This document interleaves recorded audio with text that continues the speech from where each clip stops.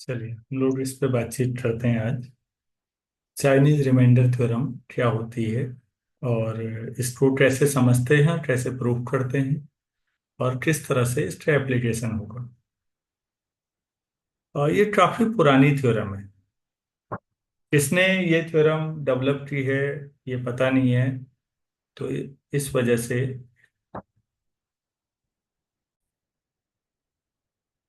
Theorem के application ज्यादा है, बहुत शानदार एप्लीकेशन है इस थ्योरम के।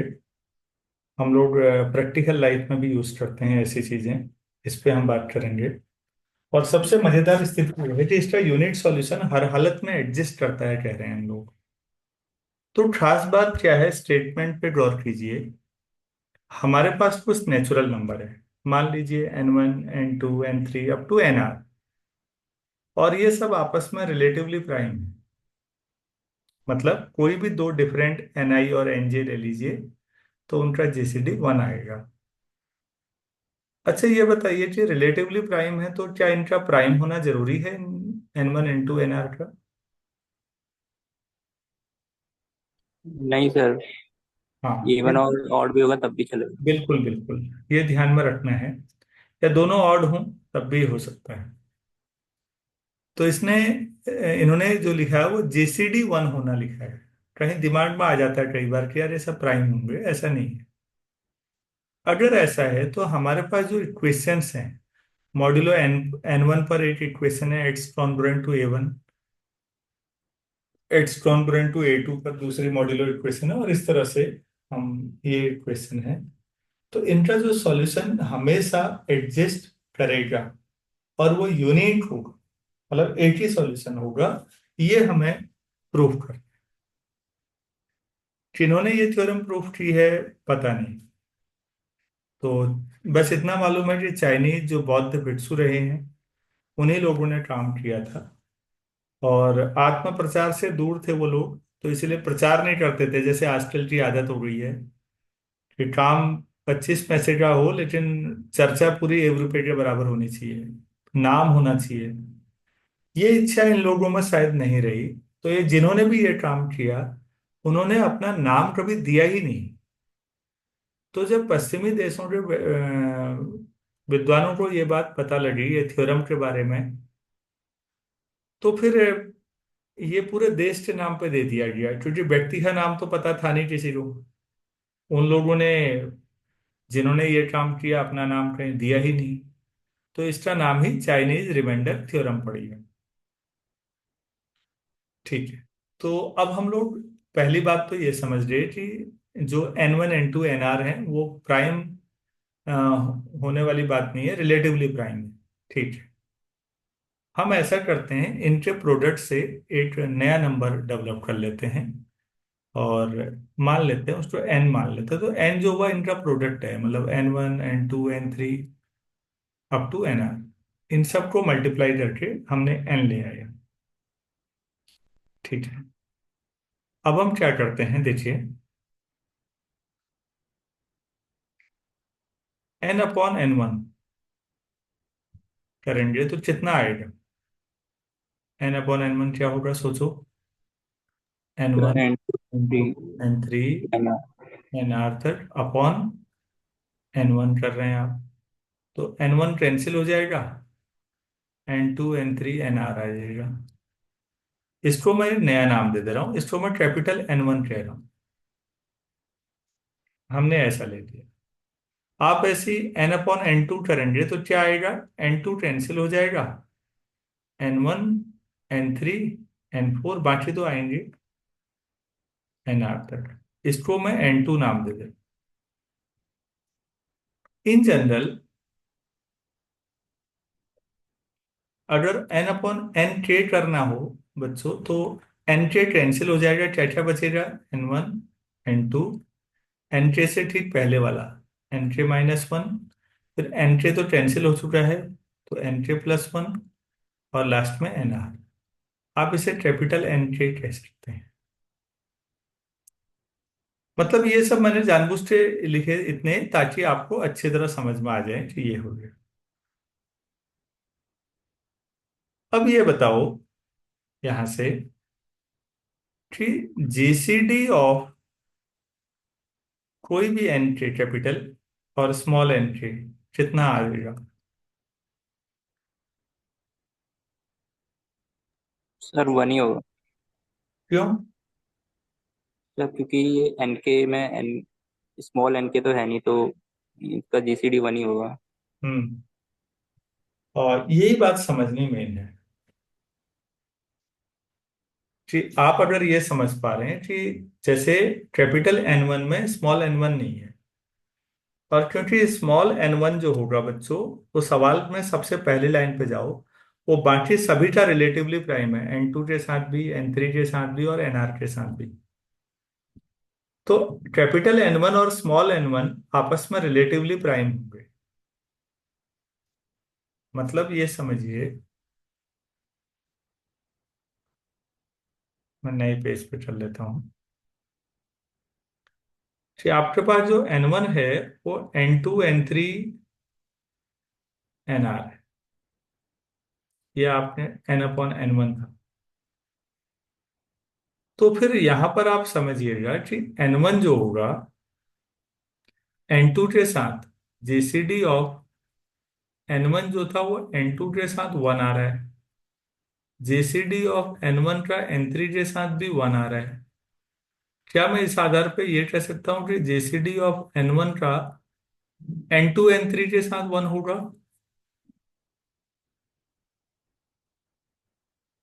एन वन का एन टू के साथ कोई कॉमन फैक्टर नहीं है, एन वन का एन थ्री के साथ भी कोई कॉमन फैक्टर नहीं है।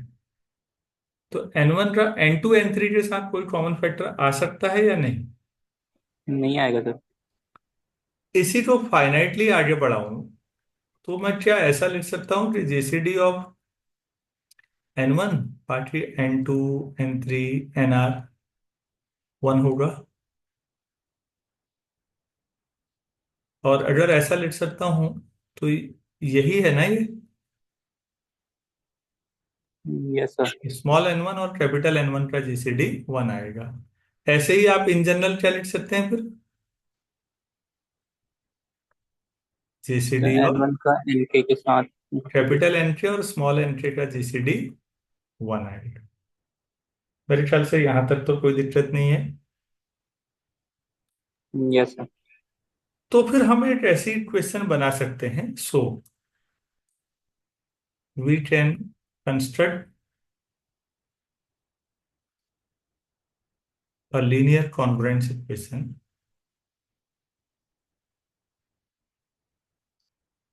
such that nk into x is congruent to 1 modulo small nk। ऐसा लिख सकते हैं। उसके लिए बच्चों कल की theory ax is congruent to b modulo n, इसके सॉल्यूशन के लिए क्या था याद है? जीसीडी ऑफ ए और जीसीडी n। ऑफ ए और एन डिवाइड करना चाहिए बी अगर को। डी है तो वो बी को डिवाइड करेगा।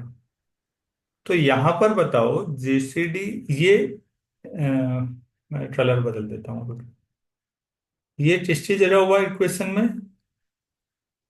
सर एक ही जो ये बी की जगह और ये एन। एन। तो बेटा ए और एन का जीसीडी क्या आ रहा है यहाँ पर? कैपिटल एन के और स्मॉल एन के का सब जीसीडी वन। वन है, जो कि बी को डिवाइड करेगा, मतलब वन को वन डिवाइड करता है, कोई प्रॉब्लम नहीं है। तो इसका वन एट ही सॉल्यूशन आएगा, क्योंकि डी इनकॉन्ग्रुएंट सॉल्यूशन होते थे। तो मैं कह सकता हूँ and it has a unit solution. इसमें कोई डाउट है? यूनिट सॉल्यूशन होने की वजह आपने खुद ही बता दी। तानिया, आपको क्लियर हो रहा है? कैपिटल एन के और स्मॉल एन के दोनों आपस में रिलेटिवली प्राइम है। दोनों का जीसीडी ले लीजिए, वो वन आ रहा है और वो बी को डिवाइड करेगा, तो इसका सॉल्यूशन होगा। ठीक है।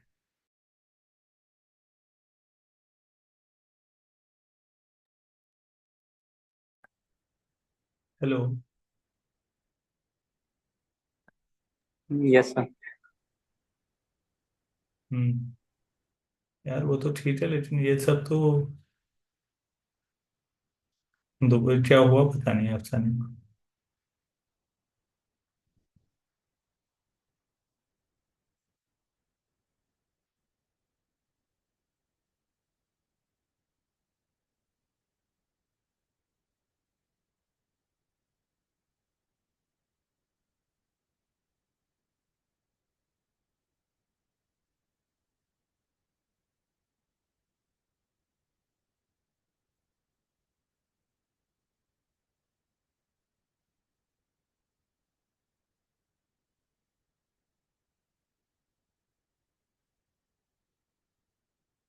सारी मेहनत ये थी बार।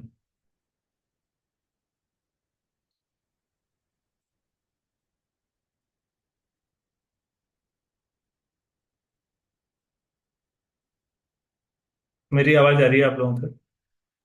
Yes yes sir. सर। अब वो सब तो मिली है फिर। पता नहीं क्या हुआ अपने आप ही।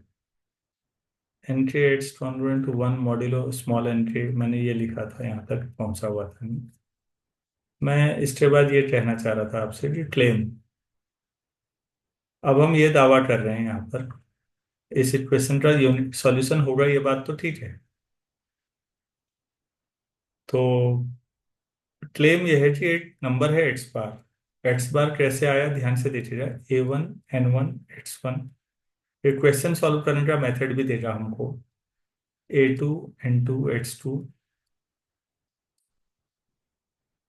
AR N R X R।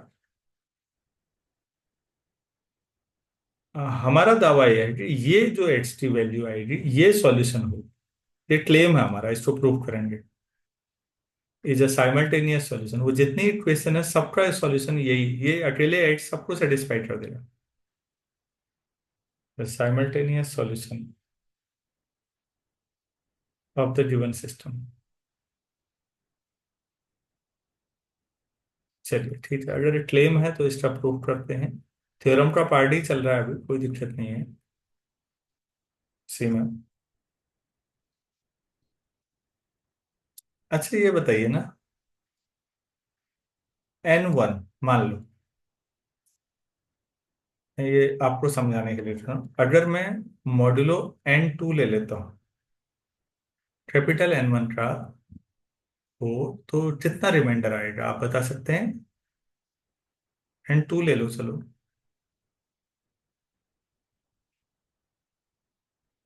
N2 से, स्मॉल N2 से कैपिटल N1 को डिवाइड करिए, कितना आ रहा है बेटा? आप लोग बता सकते हैं? कैपिटल सर N1 क्या हुआ? सर N2 से N3 NR। हाँ, तो N2 से डिवाइड करेंगे तो क्या आ जाएगा? Sir N3।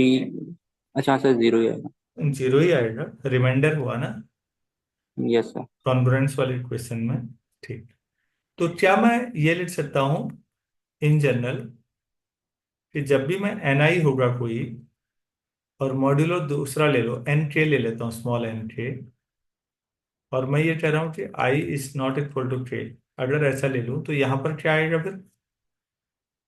Zero. Zero. Zero आएगा। ठीक। तो क्या ये लिखा जा सकता है कि जो एक्स बार है A1 N1 X1 से लेके ऊपर जो हमारा क्लेम था AR N R X R, अगर मैं मॉड्यूलो NK से डिवाइड करूं तो NK के अलावा बाकी सब जीरो होंगे, केवल वो टर्म बचेगी AK NK X K, बाकी सब जीरो हो जाएंगे। ये समझ में आता है या नहीं? Yes sir. Yes sir. मतलब NK से, NK के अलावा बाकी सब, क्योंकि आपने अभी ये बोला है, ये देखो, इसी में आप, इसी को अगर आप बढ़ाना चाहते तो इसी में AI NI XI भी कर लेते, तब भी वो कॉन्ग्रुएंट टू जीरो ही आता, मॉड्यूलो NK। तो ये तब है जब I is not equal to K है। तो जब I और K बराबर होंगे तो तो वो वाला टर्म रहेगा।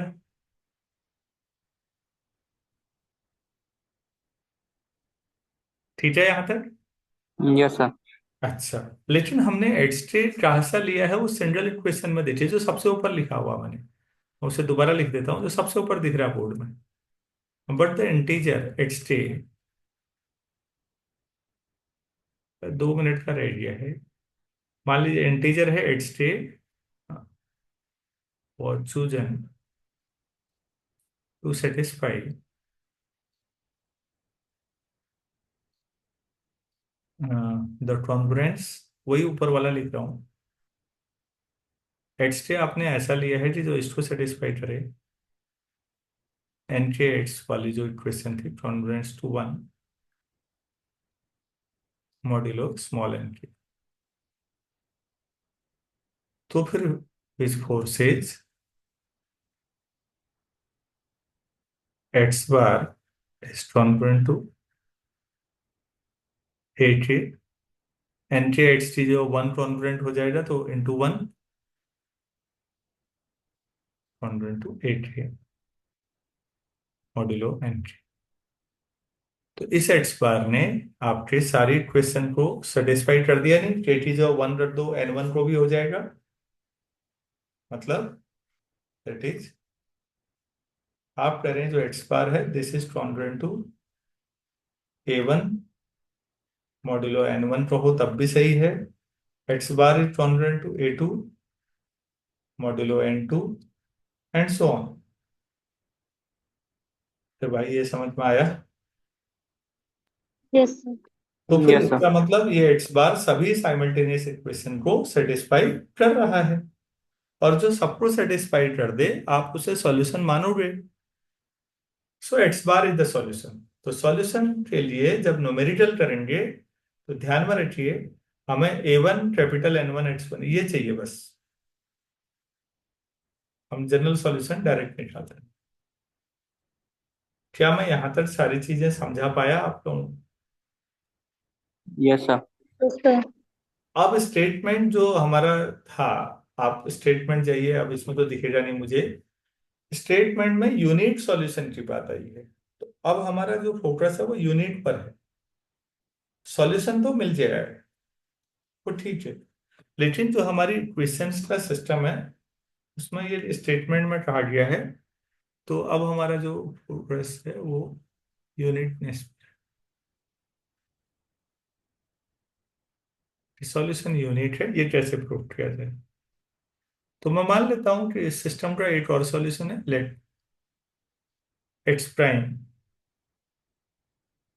B another integer solution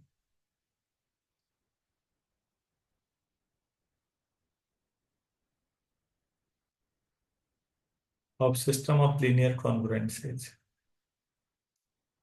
system of linear कॉन्ग्रुएंसेज,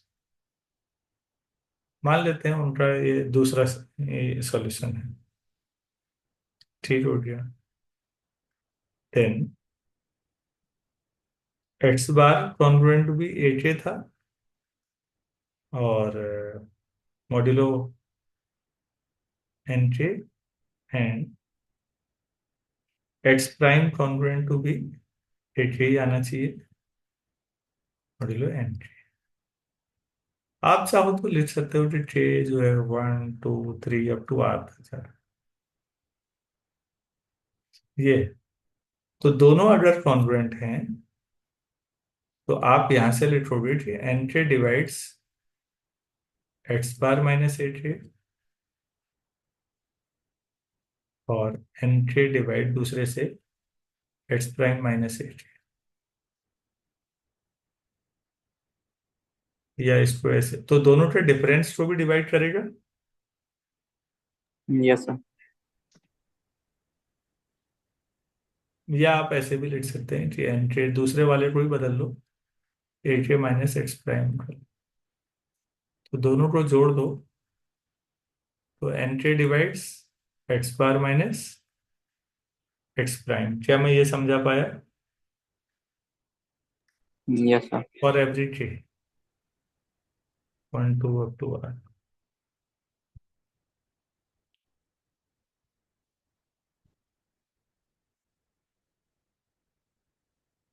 अच्छा, अगर हर एक ऐसा कर रहा है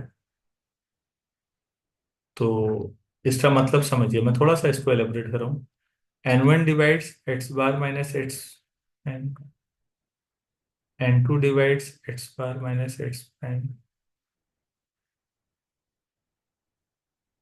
nr divides x bar minus x prime. और हमें ये पता है कि कोई भी दो ni और nj आपस में रिलेटिवली प्राइम है। तो क्या मैं ये लिख सकता हूँ कि n1 n2 up to nr इन सब का प्रोडक्ट भी x bar minus ex prime को डिवाइड करेगा? कॉन्ग्रुएंस की जो शुरुआती प्रॉपर्टीज हैं मैंने आप लोगों को समझाया, मैं यहाँ दोबारा कर देता हूँ। a divides c and b divides c, then ab divides c if GCD of ab क्या है? ये ठीक है। Yes sir. सर। और ये बच्चों n1 से nr तक का प्रोडक्ट को क्या कहा गया है? n divides x bar minus, x prime. तो x bar is congruent to x prime. Modulo. तो इसका मतलब अगर कोई और सॉल्यूशन मिलेगा तो वो एक्स एक्स बार के कॉन्ग्रुएंट होगा, तो कोई इनकॉन्ग्रुएंट मतलब कोई दूसरा सॉल्यूशन नहीं मिलेगा। कॉन्ग्रुएंट में तो दोनों एक ही मानते हैं ना मॉड्यूलो में। Yes sir.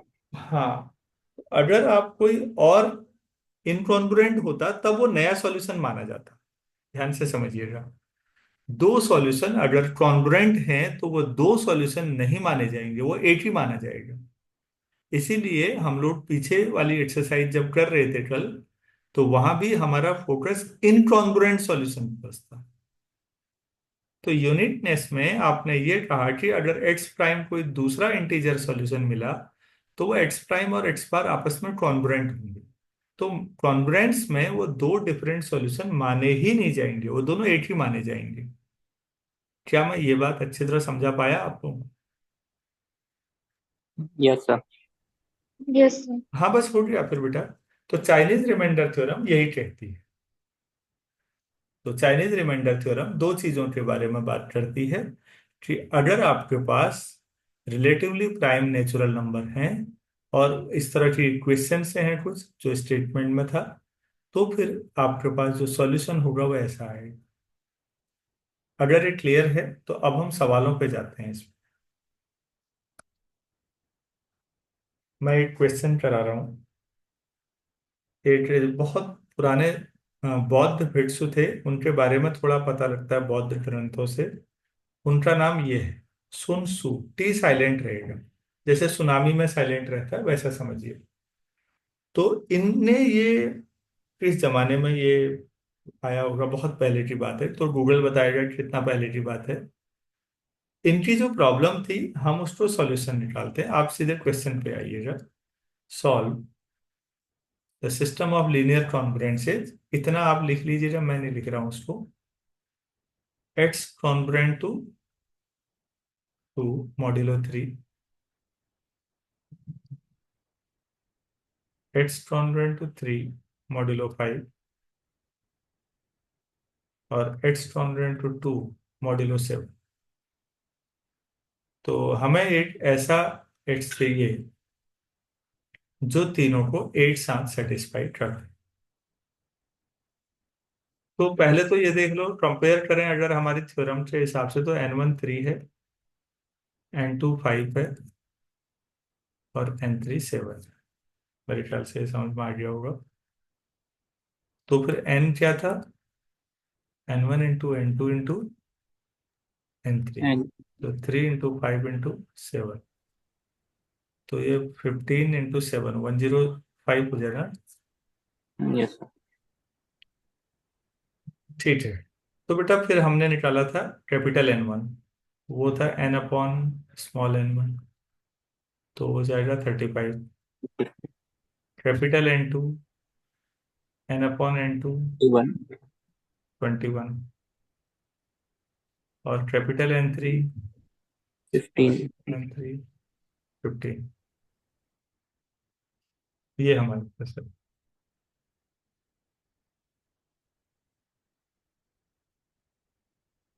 ठीक है, तो नाउ इक्वेशंस हमने क्या बनाई थी? ये था ना, एन के into x congruent to one था ना, याद आ रहा है? Yes sir, small modulo N, small. Small N के। तो इस हिसाब से बनाओ बेटा, पहले वाले के लिए N1। Now 35 congruent to one modulo small N one 3। दूसरा 21 कॉन्ग्रुएंट टू वन मॉड्यूलो। 5। और तीसरा 15 congruent to one modulo 7।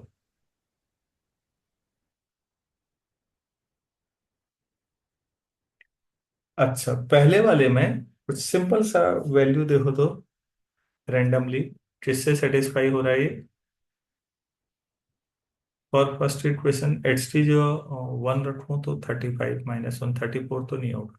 Sir 2 पे हो जाएगा। 2 रखूं तो 35 का डबल 70 और एक, हाँ। फॉर फर्स्ट इक्वेशन या नंबर डाल देना यार। फॉर फर्स्ट इक्वेशन आप इसे x1 नाम दे दो, x1 इक्वल टू 2। दूसरे के लिए, अरे 21 है, 1, 1 ही हो जाएगा। इसकी 1 ही रख दो, तो x2 equal to 1। For third equation इसके लिए भी 1 ही हो जाएगा। x3 equal to 1 are solutions. तो ये भी सॉल्यूशन है। तो फिर एक्स बार क्या होगा? एक्स बार पीछे देखो अपने नोट्स में क्या लिखा था? A sir one A N A one 8 X modulo one A2 N2 X2 A3 N3 X3। X2। तो A1 कितना आया? 35।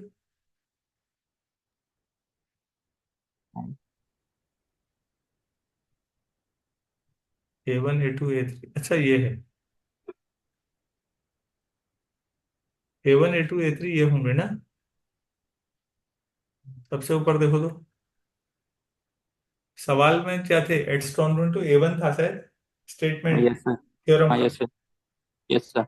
A1 कितना हुआ? सर 2 कैपिटल N1 इंटू 35 और X1। तो इंटू 3।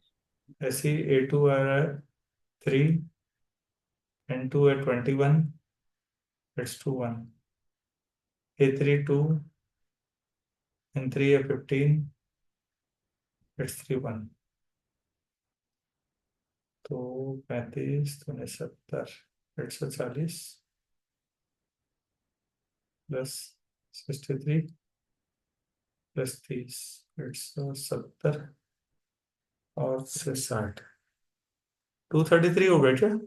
33। Yes sir.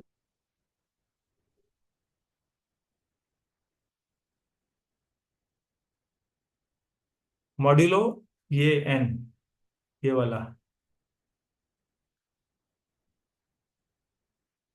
यहाँ लिख देता हूँ, अब नए पेज पे चले जाओ। So X bar equal to 233 modulo कितना? 105। 105 का तो फिर 233 बहुत बड़ा हो गया बेटा, 105 से डिवाइड करो तो 200 कितना लिखना चाहिए? 23 मॉड्यूलो 105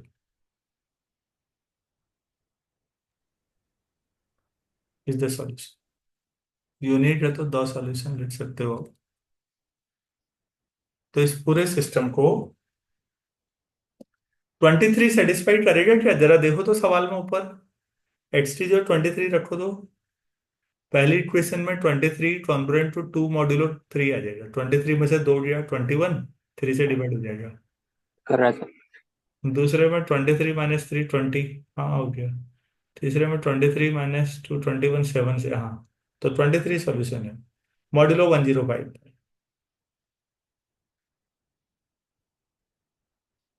क्या ये समझ में आ पाया आप लोगों को? Yes sir. हम्म। तो एक लीनियर सिस्टम अगर आपके पास है, एक से ज्यादा इक्वेशंस हैं, तो उनका यूनिट सॉल्यूशन कैसे निकलता है, ये चाइनीज रिमाइंडर थ्योरम बताती है। और हम ये मानते चलते हैं इनमें से सवाल आना चाहिए कोई ना कोई। श्याम।